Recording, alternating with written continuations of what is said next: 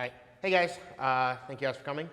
My name is Sunny. I work primarily, mostly on Cosmos, but do a bunch of other stuff. Run a podcast called Epicenter, run some validators. But today I'll be talking about something that has nothing to do with any of those things. I'll be talking about some just ideas in monetary stuff that I've been exploring lately, and another project that I'm really into, which is called Interledger. I don't really work on it in any active sense, but just going to share some cool things about it and why I think it's very important in the scope of monetary policy or monetary evolution. A lot of the ideas that I'm going to share today come heavily from these two sources. One is from this course on Coursera called Economics of Money and Banking, and the other is from a blog called Moneyness by JP Koning, great economist. You guys should all go follow his blog. It's amazing. And he has a lot of opinions on Bitcoin and whatnot as well. So you guys, if any of you are active on crypto Twitter, you probably interacted with him at least one point. So we'll talk about essentially what I want to try to answer in this talk is, what is money? And so, commonly we use this, these three things, like store value, medium of exchange, and unit of account. But I would say that, following this rule, we can basically call anything a money, right? I don't think this is a good enough definition. So I'm going to make the claim that bananas are amazing money because, look, they act as a great store of value. You can last 2 or 3 months in your freezer. Just this morning, I traded someone a banana for an apple. They accepted the trade. It's medium of exchange. There's no reason I can't price things in bananas. It's kind of weird, but you can do it. It's also a unit of account, if you ever know the internet meme, like banana for scale. So, it's clearly a unit of account for not just money, but also for length. And, you might be like, oh, but social consensus says bananas aren't money. Well, that's where you're wrong. Social consensus has said bananas are money. But somehow this feels intuitively wrong. Bananas don't seem to be money. And so, what's going on here? I think what we can see is if we look at this this is a categorization of different types of assets, right? And you'll see that nowhere in this is there a categorization called money.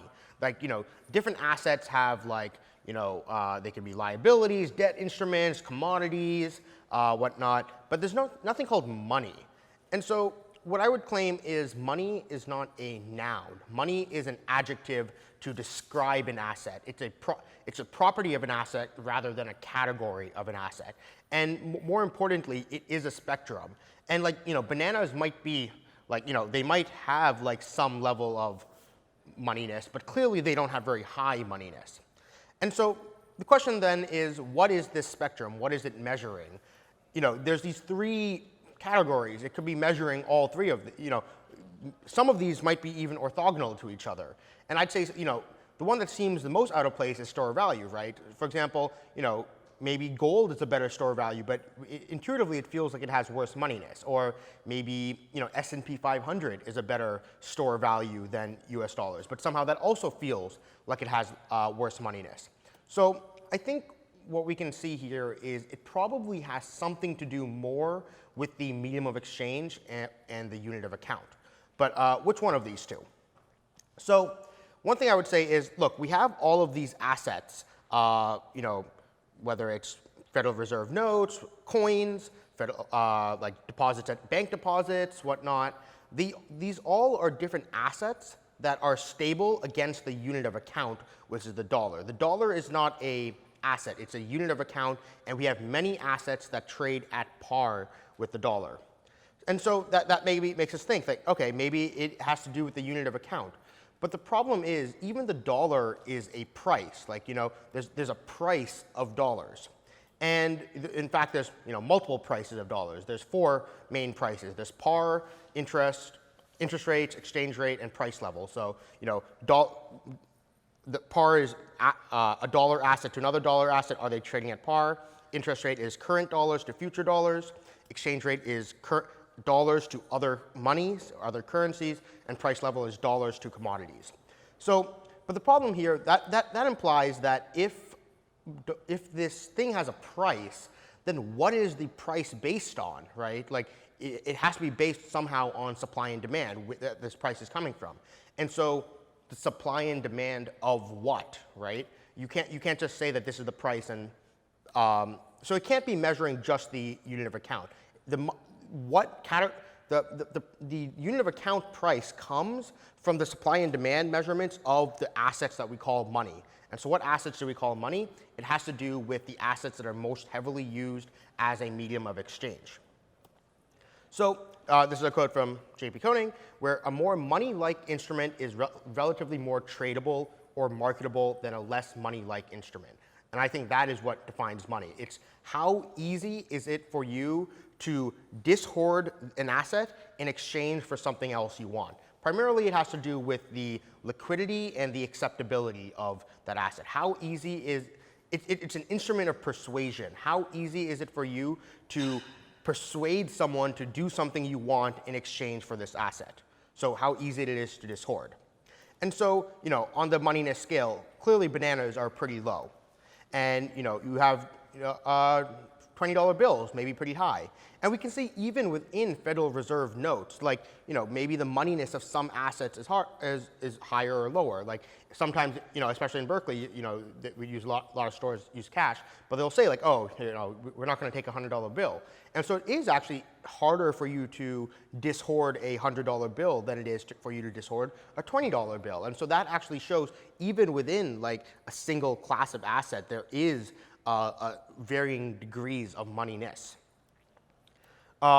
Gift cards are another example. Gift cards, have lower moneyness because they are pretty, acceptable, and you can get them for anything you want, but only in very low places. And even within gift cards, for example, maybe an Amazon gift card probably has way higher moneyness than, a Chipotle gift card, because you can only dishoard a Chipotle gift card for a burrito, while an Amazon gift card you can kind of dishoard for anything you want.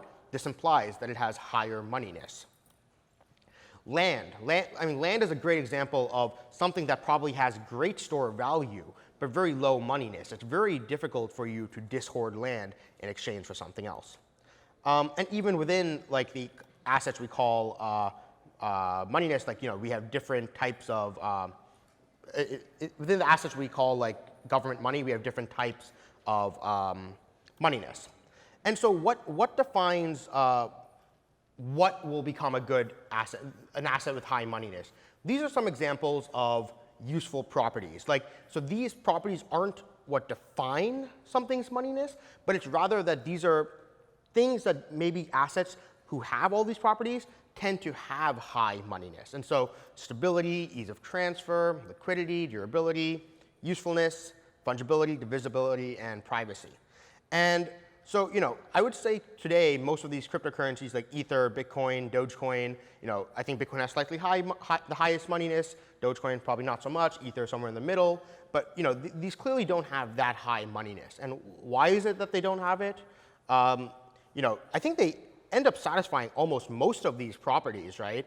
But I would say that the two that they don't really, one is privacy, but I think we're getting there eventually. But the other is stability. I think that the way this is like sort of another talk. If you want to come to, well, actually I'll mention it later. But I think that what they really fail on is the stability aspect, and any like system that, if you want, how fiat currencies work is they're designed such that any fluctuations in demand are met with a fluctuation in supply to change the quantity of money in order to keep the price of money somewhat stable. And I think until we get cryptocurrencies that can kind of incorporate such feedback mechanisms, I don't think we're ever going to have I don't think Bitcoin and Ether will ever really become stable enough to actually get high enough moneyness. But that's sort of another topic for another time. What I do want to talk about then is, so we got to balance the elasticity and discipline. So now my claim here is, I think what we can do is, if we can have a way to increase this give almost any asset a lot of these properties, I think we can increase the moneyness of all assets, and so or at least all digital assets. And so this is where the Interledger protocol comes in. So for people who aren't too familiar with Interledger, I'll give a very, very brief explanation of it.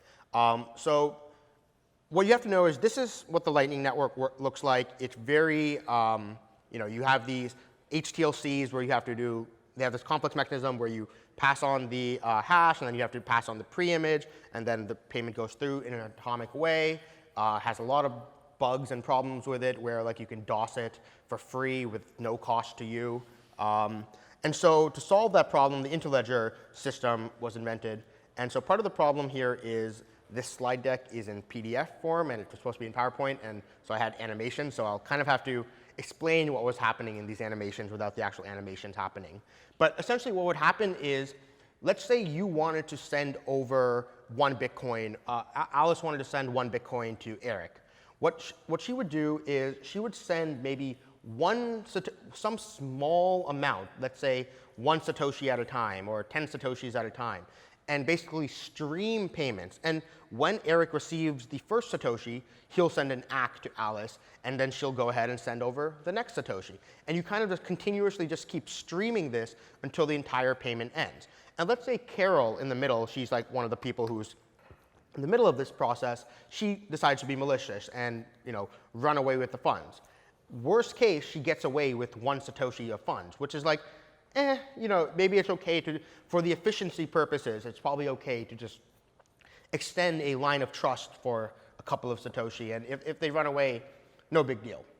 Now, what's cool about this is when you do this, you can also get into the point where you start to put like market makers in the middle. So maybe Carol isn't just doing like Bitcoin to Bitcoin. Maybe she's actually Alice wants to pay in Bitcoin and Eric wants to receive in Ether. And so, yeah, see the animations at work. But in this system, what you could do is maybe Alice will send Carol 5 Satoshi, and then Carol will send Eric like 1 Wei or something. Wei is the smallest unit of Ether. And so you can just do this sort of string process until the entire payment goes through.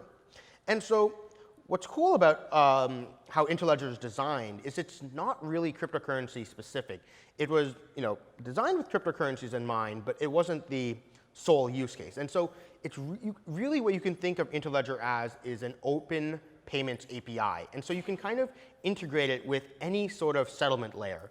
And so some of the settlement layers that people have already built is they've built things like Ethereum payment channels, like so the Connect channels. People have built settlement layers on Bitcoin Lightning channels. People have built settlement layers on. You can even use a fast, if you have a fast base layer, you could use that. So for example, a Tendermint based chain, if you have like 1 to 2 second blocks, you can use that as a settlement layer.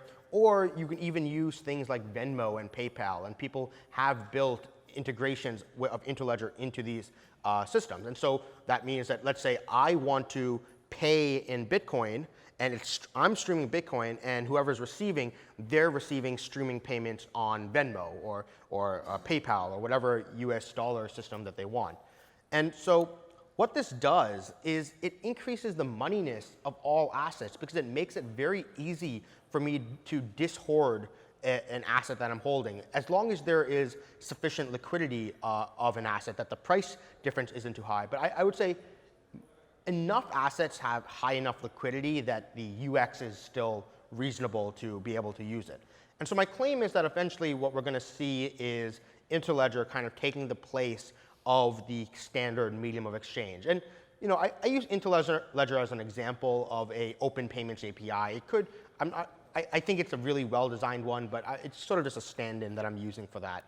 And then what happens here is then it makes it easier for people to hold any sort of digital store value, whether it's like silly stuff like Bitcoin or like digital gold, or eventually we might see like common stock certificates issued on a chain, treasury bills and treasury bonds. Like one question would be, in a system where it's easy to dishoard treasury bills, why in the world would you ever want to hold Federal Reserve notes instead of treasury bills? They seem to be strictly superior.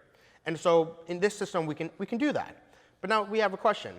What happens to the unit of account? Like, okay, if we don't have a small set of assets acting as the primary medium of exchange, where does our unit of account come from?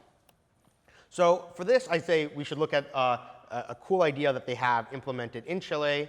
And this is actually, a much older idea. This happens all the time in medieval times. But, Chile still does it up until today, where they have this unit of account called the Unidad de Fomento.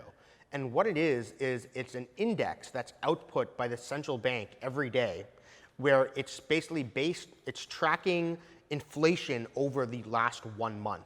And all the long-term debts in all long-term prices in Chile are denominated in UF. So the currency in Chile is called the Chilean peso. And so, if you go to the store and buy a sandwich, that's going to be, the prices are going to be in pesos. But your rent, your car payment, your mortgage, these are all denominated in UF. And so this is really cool, where this is a practical example of where we have a unit of account that is completely disassociated with any asset. It's not based on supply and demand. It's actually just an index. And we see it working. And so I think what we could see is in the future, hopefully, central banks can sort of become these institutions whose sole job is to measure the economy and output indices that we can base prices off of. It'll become so currently central banks are very shackled. They have this job of trying to maintain stability of prices. That is their purpose, but they do it by trying to manipulate the supply and demand of the standard medium of exchange assets. If they are removed from that requirement and they can just focus on outputting dictionary index of accounts, unit of accounts, it might be much easier, and they'll become much more like institution like the I forgot what the name of that institution is, but the one in France that defines what the kilogram is and whatnot, for example. And so you can kind of have systems like that where the central banks are just measuring real GDP and velocity and all this stuff and just outputting these prices for the economy.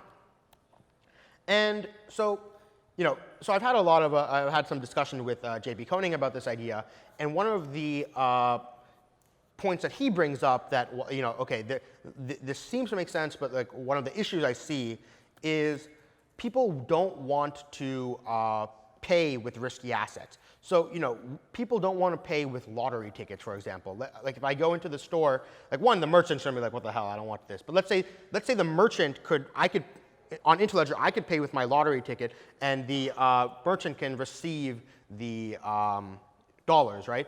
But I don't want to pay with my lottery ticket, because the lottery ticket, to me, it's not the EV of the lottery ticket. It's my hopes and dreams are embedded in this lottery ticket. And so I don't want to dishoard this asset. And the same would go for all sorts of different assets. Maybe my common stock, S&P 500. Why would I want to dishoard that instead of holding it? And so, my response to this would be, I think even in this how good of a risk profile different people have, I think also is different for different people. So for some people, S&P 500 might be considered their risky asset. While for some people, that's oh, that's my safe asset. That's where I put stuff when and for me, my risky asset is Bitcoin and whatnot, right? And so I think this kind of system will still allow different people to choose different points on their risk portfolios where they want to store their assets. And so, yeah. And what I think we're essentially going to see is, we have this idea called the political trilemma of the world economy. It's by Danny Roderick. And so what we're going to see is we have this conflict between, hyperglobalization, democratic policies, and national sovereignty. And I think this is the trilemma that we should really be focused on in the crypto space. And what this means is, so you can have hyperglobalization and national sovereignty, and this is what the gold standard creates for us, where we remove the democratic policies. And specifically what it means here is the democratic ability to affect monetary policy. So in the gold standard, every country has a lot of national sovereignty and a lot of hyperglobalization because prices are pretty set, but you lose out on a lot of ability to affect monetary policy. Then you can get into a system where maybe you have global governance. This is sort of what Keynes suggested at Bretton Woods, or also what the euro sort of is today, where it says, okay, we're going to give up heavily on national sovereignty, but we can create globalization by having a single currency, and we can have democratic policies to affect monetary policy of that currency, but it has to be agreed upon by the entire bloc, not just on national sovereignty. So the democratic policies are moved to the European level rather than at the national sovereignty level. Or Keynes' suggestion was sort of to move monetary policy, democratic decision-making to the global IMF level rather than at the nation-state level.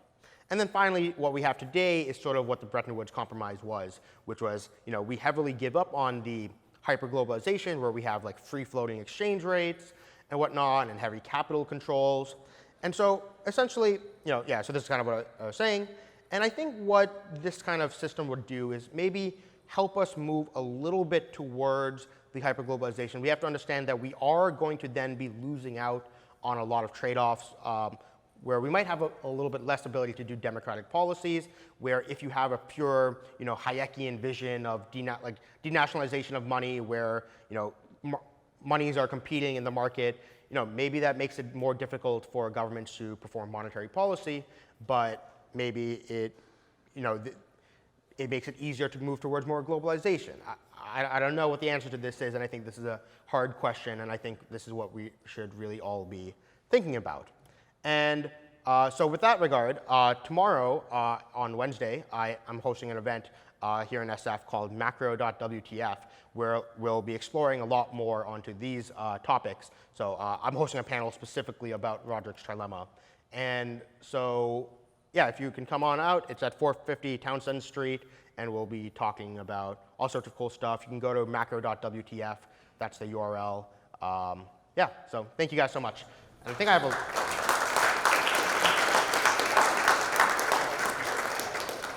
have a lot of time, so if anyone has questions. Yeah, we have a bunch of time. Yeah. Thank you for that. That was really interesting. I guess my question is similar, I think, to J.P. Koenig's questioning.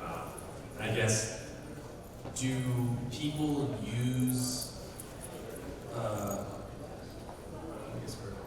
do people use things with more moneyness, or do things that people use gain moneyness? Because I guess here you're kind of creating the conditions for this, as that people are going to use it. And I can see a lot of those, like fungibility, like all those things, be like observations of things that people happen to use. I think there's a little bit of both. I mean, it is a little bit of a there's a not network effect, but like cyclical effect here. And I think the primary thing that affects something's moneyness is how acceptable it is. And these other properties are just about sort of what increases something's acceptability because it has good properties. But honestly, I think the biggest thing that drives current demand for currencies is that it's acceptable by the government for your payment and taxes, right? And so that's what gives bank deposits and Federal Reserve notes the highest acceptability of most assets. So so these are just some properties that can increase the moneyness of assets, but there's other things of like you have to drive demand for assets in other ways as well. This side of the room, anyone? Yes, back. Please. Looking at the recent comments from central banks, who were very afraid, I think, of Libra and what Libra intended.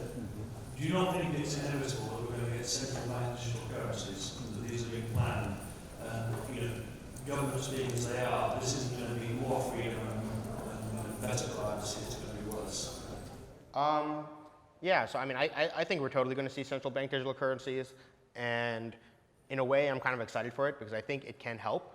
I think that, so this is kind of like a little bit off topic from the point from this presentation, but I think that back to that thing I had about elasticity and discipline, I think what central bank digital currencies can do is provide more discipline to the system. And so, I think more like blockchains can enforce more rules-based monetary policy rather than discretion-based. And I think we can also get into like, I think some of the technological efficiencies could be really cool. So, here's an example. So today, okay, so there's this idea in, you guys are probably all familiar with like the reserve requirement that banks have. Today we do something called contemporaneous reserve accounting, where banks, what they have to do is every 2 weeks, they basically have to say that, look, based off of your balance deposits that you've had over the last 2 weeks, you need to meet the reserve, you have to have the average of that, you have to have the reserve requirement, let's say it's 10% of that at the checkpoint time. But what this allows is the banks are just basically lend freely, and then come the checkpoint time, they just end up being able to borrow from the Fed because the Fed doesn't want them to default either, and so they just, the reserve requirement isn't actually adding that much discipline to the system. Back in the 80s, they tried something called contemporaneous reserve accounting, where they said at any given moment, you need to have the right amount of reserves. But it was an accounting nightmare. The technology at the time just couldn't keep all these books in sync, and the contemporaneous system just didn't work.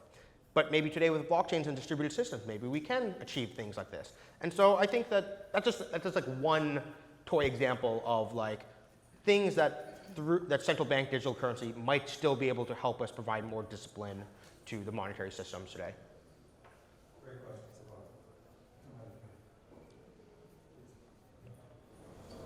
You have mentioned Children in the development as an example of a unit of account which doesn't change purchase value over time. But inflation, though, it's very convenient mechanism for a government or institution to control monetary policy to do two things. One of them to do additional taxation for a population of people now want to stimulate the economy, because without inflation, if you hold a lot of money, you do not have a strong incentive to invest it. So it's actually bad for economy, as we see like in Japan, it's basically like taxable. So could you please explore more what do you mean exactly with this different unit of account and the inflationary dollar? Yeah, I mean, I'm not making any claims that what the its algorithm is correct, where like you want prices to solely be based off of inflation. I was using it more as an example of a dictionary unit of account, and I think that it'll be cool to see more research into more advanced dictionary units of account. And I agree with you. I mean, I'm generally a believer in like NGDP targeting, where like you don't want to target stable in prices, but rather you want to try to stabilize spending. And so creating prices that kind of take it, like you want inflation that's caused by changes in supply in the economy, you don't want to correct for those. You want to correct for changes in inflation caused by changes in demand. And so so you could read a lot of Scott Sumner's work on this. So yeah, that's my point. I mean, like, I want to see more research on kind of people outputting different dictionary units of account and see how that works. Not that the Chilean pesos, the UF one is the best one possible.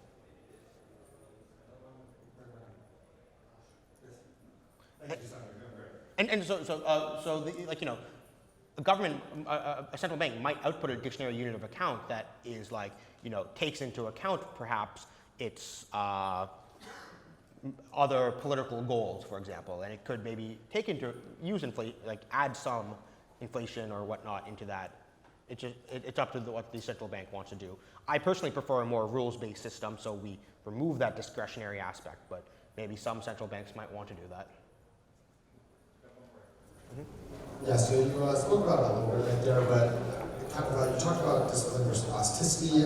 Maybe it's better for central bank to control that. I'd be curious to hear your thoughts on interest rates, whether you think it's still best for a central bank to control that versus like a group of people, and also like how you envision like different countries or nation states playing together and how their policies interact on one another, and if like the given model you're proposing, if like sovereign currencies is still like a realistic thing, because a lot of like interest rates play off of each other, especially talking about USD and the euro, right?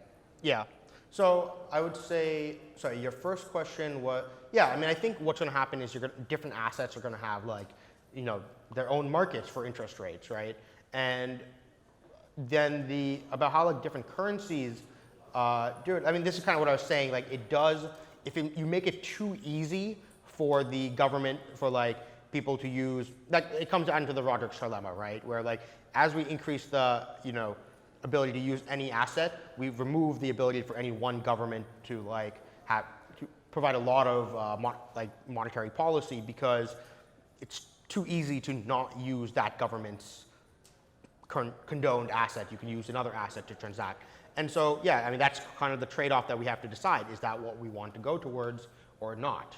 But the easiest way for governments to still allow their monetary policy to have some effect is that they still tax in, but denominate their taxes in their dictionary unit of account. And so that incentivizes people to hold some reserves in assets that are good at trading at par with that dictionary unit of account.